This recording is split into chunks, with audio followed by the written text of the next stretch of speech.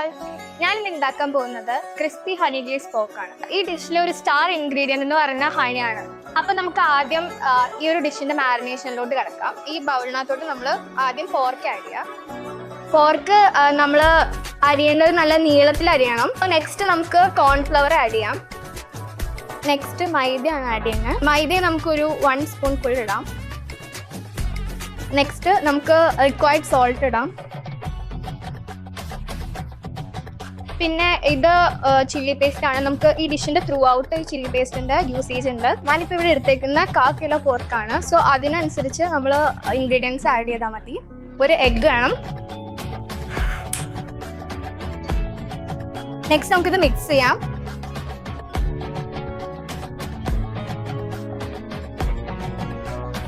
So ഇതിനകത്തോട്ട് നമുക്ക് കുറച്ച് ജിഞ്ചർ ഗാർലിക് പേസ്റ്റ് ആഡ് ചെയ്യാം. സോ ബൈ ദ ടൈം നമുക്ക് ഫ്ലെയിം ഓൺ ആക്കാം.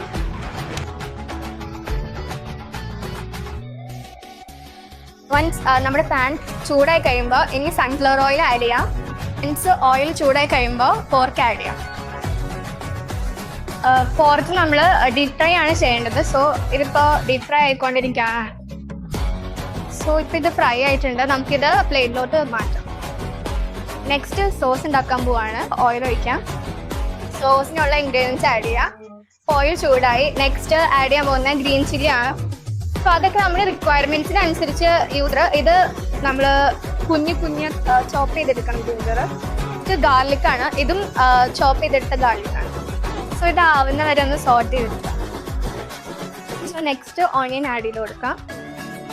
സോ ഈ ഒരു ടൈമിൽ സോൾട്ട് ആഡ് ചെയ്ത് കൊടുക്കാം ആവശ്യത്തിന്. നമുക്ക് ഇതിനകത്തോട്ട് സെലറി ആഡ് ചെയ്ത് കൊടുക്കാം.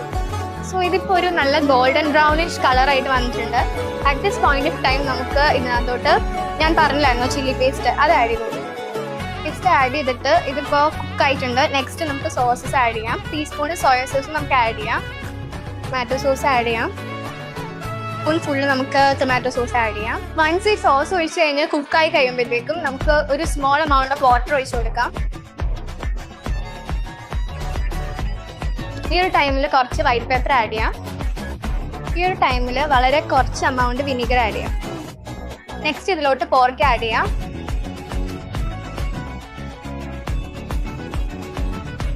സോ നെക്സ്റ്റ് ഈ ഡിഷിൻ്റെ സ്റ്റാർ ഇൻഗ്രീഡിയൻ്റ് ആയിട്ടുള്ള ഹണിയാണ് നമുക്ക് ആവശ്യം. സോ അതിന് നമ്മൾ നാച്ചുറൽ ഹണി തന്നെ യൂസ് ചെയ്യണം. സോ അതിന് നമ്മളിവിടെ യൂസ് ചെയ്യാൻ പോകുന്നത് ബിജു തടത്തൽ ഫാമിൻ്റെ നാച്ചുറൽ ഹണിയാണ്. ഹണി ആഡ് ചെയ്ത് കഴിഞ്ഞിട്ട് കുറേ നേരം ഫ്ലെയിമിൽ വെച്ചരുത്. സോ ഹണി ഭയങ്കര ഹാർഡായിട്ട് വരും. അതുകൊണ്ട് നമുക്ക് ഫ്ലെയിം ഓഫ് ചെയ്യാം.